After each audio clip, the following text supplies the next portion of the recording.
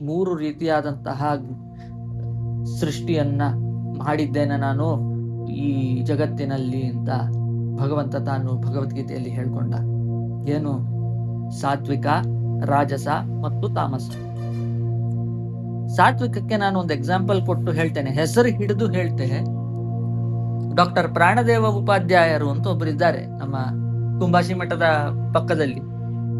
ಅವ್ರದ್ದು ಕ್ಲಿನಿಕ್ ಉಂಟು, doctor Ayurvedic clinic ಇದೆ. ಮಹಾಜ್ಞಾನಿಗಳು. ವೇದಶಾಸ್ತ್ರಗಳಲ್ಲಿ, ತತ್ವಜ್ಞಾನದಲ್ಲಿ ಮಾತ್ರ, ಮತ್ತೆ ಆಯುರ್ವೇದದಲ್ಲಿ ಮಹಾನ್ ಪಾಂಡಿತ್ಯವನ್ನು ಹೊಂದಿದ್ದಾರೆ. ಆ ಜ್ಞಾನದ ಅರಿವು ಇವರಿಗಿದೆ. ತಾನು ಎಲ್ಲವನ್ನೂ ತಿಳ್ಕೊಂಡಿದ್ದೇನೆ ಅನ್ನೋ ಭ್ರಮೆ ಇಲ್ಲ, ನಾನಿನ್ನೂ ತಿಳ್ಕೊಳ್ಳಿಕ್ಕಿದೆ ಅನ್ನುವ ಅರಿವು ಇವರಲ್ಲಿದೆ. ಜೊತೆಗೆ ಇವರ ನಂಬಿಕೆ ಹೇಗಿದೆ ಅಂದ್ರೆ, ಧನ್ವಂತರಿ, ಮುಖ್ಯ ಪ್ರಾಣದೇವರು, ವಾದಿರಾಜರು, ರಾಯರು ಇವರೇ ನಿಂತು ನನ್ನಲ್ಲಿ ನಿಂತು ನುಡಿಸ್ಬೇಕು, ನನ್ನ ಔಷಧಿಯಲ್ಲಿದ್ದು ಅವರಿಗೆ ಹೀಲ್ ಮಾಡುವ ಶಕ್ತಿ ಕೊಡಬೇಕು, ಪೇಷಂಟ್ ನಲ್ಲಿದ್ದು ಅವರಿಗೆ ಹೀಲ್ ಆಗುವ ಶಕ್ತಿಯನ್ನು ಕೊಡ್ಲಿಕ್ಕೆ ಆ ಭಗವಂತ ಒಬ್ಬನೇ ಮಾಡ್ಲಿಕ್ಕೆ ಸಾಧ್ಯ. ಇದು ನಾನು ಖಾಲಿ ಮಾತ್ರೆ ಕೊಟ್ರೆ ಅಥವಾ ಔಷಧಗಳನ್ನು ಕೊಟ್ರೆ ಅವರಿಗೆ ಹುಷಾರಾಗುದಿಲ್ಲ ಅನ್ನೋ ಅರಿವು ಕೂಡ ಇದೆ, ಭಕ್ತಿ ಇದೆ, ನಂಬಿಕೆ ಇದೆ, ಜ್ಞಾನ ಇದೆ.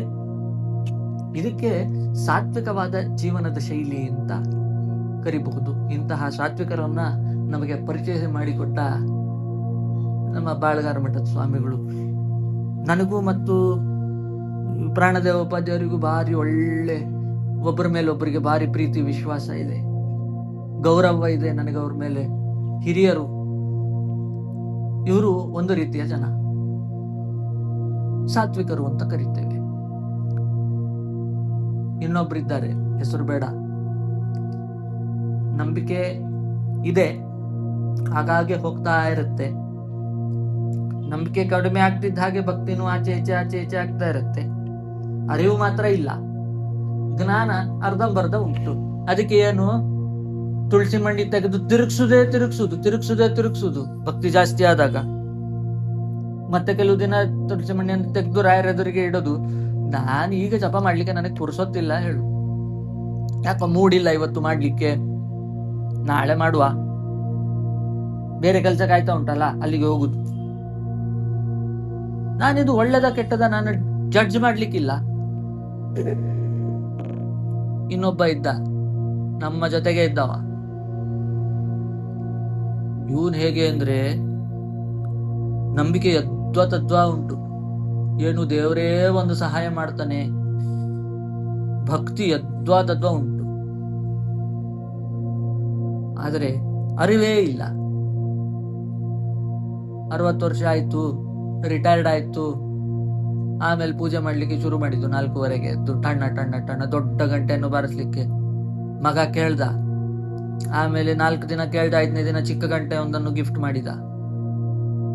ಅವ್ರ ಆ ಚಿಕ್ಕ ಗಂಟೆ ಬಾರಿಸ್ಲಿಕ್ಕೆ ಶುರು ಮಾಡಿದ್ರು. ಮನೆಯಲ್ಲಿದ್ದವರೆಲ್ಲ ನಿದ್ದೆ, ಇವರೊಬ್ರು ಬೆಳಗಾತ ಎದ್ದು ಪೂಜೆ. ಒಂದ್ಸಲ ಹೀಗೆ ಮಾತಾಡುವಾಗ ನನ್ನ ಎದುರಿಗೆ ಬಂದಾಗ ಹೇಳಿದ್ರು, ಪವನ್ ಎಂತಾಯ್ತು ಗೊತ್ತಿತ್ತು, ಏನು ರಿಟೈರ್ಡ್ ಆದ್ಮೇಲೆ ಬೆಳಗ್ಗೆ 3:30 ಎಚ್ಚರ ಆಗತ್ತೆ, ಆಮೇಲೆ ನಿದ್ದೆನೆ ಬರುದಿಲ್ಲ. ಕಾಫಿ ಕೇಳಿದ್ರೆ ಹೆಂಡತಿ ಬೈತಾಳಲ್ಲ, ಅದಕ್ಕೆ ಸ್ನಾನ ಮಾಡುದು, ಸ್ನಾನ ಮಾಡಿದ ಮೇಲೆ ಪೂಜೆ ಮಾಡುದು, ಟೈಮ್ ಪಾಸ್ ಆಗ್ಬೇಕಲ್ಲ, ಪೂಜೆ ಮಾಡ್ಬಿಡ್ತೀನಿ. 8 ಗಂಟೆ 8:15 ಹೆಂಡತಿ ಎದ್ದು ಕಾಫಿ ಮಾಡ್ತಾಳೆ, ಕುಡ್ದು ಆಮೇಲೆ ಒಂದೇ ಸಲ ತಿಂಡಿ ತಿಂದು ತಿರ್ಗಾ ಒಂದು ರೌಂಡ್ ಮಲ್ಕೊಂಡು ನಿದ್ದೆ ಆಗಿರುದಿಲ್ಲ ಅಲ್ಲ. ಅವ್ರ ದಿನಚರಿಯನ್ನು ಹೇಳ್ಕೊಂಡ್ರು. ಎಲ್ಲ ನಿನಗೆ ನಿದ್ದೆ ಬರ್ಲಿಲ್ಲ ಅಂತ ಬೇರೆಯವರನ್ನ ಎಬ್ಬಿಸ್ಲಿಕ್ಕೋಸ್ಕರ ನೀನ್ ದೇವ್ರ ಪೂಜೆ ಮಾಡುದು, ನಿನ್ನ ಟೈಮ್ ಪಾಸಿಗೋಸ್ಕರ ದೇವ್ರ ಪೂಜೆ ಮಾಡುದಾ ಮನ್ಸಿನಲ್ಲಿ ಬಂದದ್ದು. ಅವ್ರು ಬೇಸರ ಮಾಡ್ಕೊಳ್ಳಿ, ನನಗೆ ಅಂತ ಬೇಜಾರಿಲ್ಲ, ಇರೋ ಸತ್ಯ ಹೇಳ್ತಾ ಇರೋದು ನಾನು ಅಷ್ಟೇ ಖಾಲಿ. ನಾನು ಎಂತಕ್ಕಿದೆಲ್ಲ ಹೇಳ್ತಿದ್ದೀನಿ ಕೇಳಿದ್ರೆ, ಒಬ್ಬ ಮನುಷ್ಯನ ವ್ಯಕ್ತಿತ್ವ ಸಾತ್ವಿಕವಾಗಿರ್ಬೇಕು, ರಾಜಸವಾಗಿರ್ಬೇಕು, ತಾಮಸವಾಗಿರ್ಬೇಕು, ಅದನ್ನ ಡಿಸೈಡ್ ಮಾಡೋದು ನಾವಲ್ಲ. ಆದ್ರೆ ಅದರ ಬಗ್ಗೆ ಅರಿವಂತೂ ಇರಬೇಕು. ನಾವು ಅಕ್ಷೋಭ್ಯರಾಗಬೇಕು.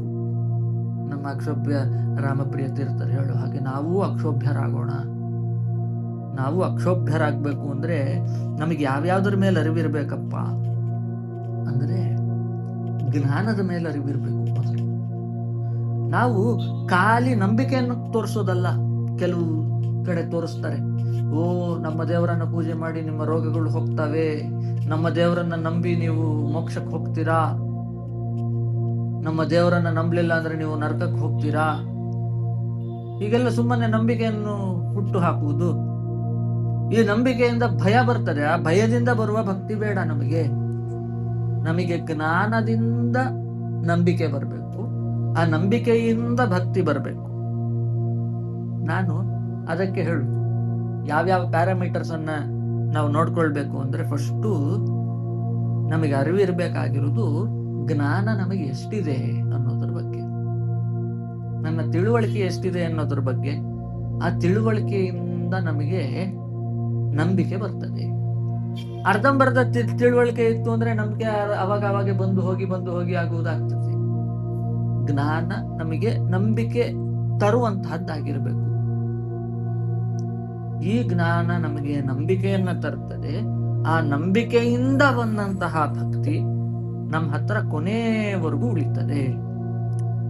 ಈ ಭಕ್ತಿಯಿಂದ ನಾವು ಕಾಯ ವಾಚ ಮನಸ್ಸ ತ್ರಿಕರಣದಿಂದ ನಾವು ಕೆಲಸವನ್ನ ಮಾಡಿದವಾಗ, ಕಾಯ ವಾಚ ಮನಸ್ಸ ಅಂದ್ರೆ ಗೊತ್ತಾಗುದಿಲ್ಲ, ಕಾಣ್ತದೆ.